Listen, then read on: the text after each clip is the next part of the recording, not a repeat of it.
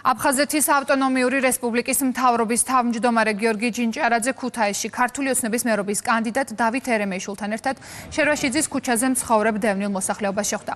ყურადღება კომპაქტურ დასახლებაში არსებულ გამოწვევებზე გამახვილდა.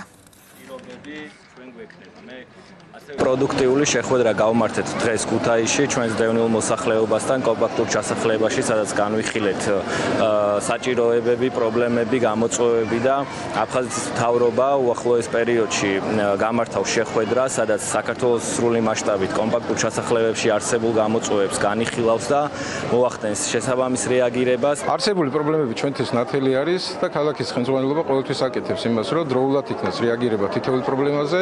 ბატონი გიორგის დაპირდა მოსახლეობას, რომ მათი ჩართულობაც იქნება აქტიური და შეძლებს დაგვარად უმოკლეს პერიოდში ის ყველა პრობლემა, რაც არის დღემდე ჩვენამდე მოტანილი, ყველა აღმოფხვრული იქნება. რაც უფრო მეტ ყურადღება იქნება, მეტი უკეთესი არის. ის საჭირო პრობლემებთან დაკავშირებით მაქსიმალურად ვისაუბრეთ, 100% დახმარება გვითხრეს, რომ გაგიწევთ და ჩვენც მაგას ველოდებით, რომ შესაბამისად მოგვარდება ის პრობლემები, რაც არის.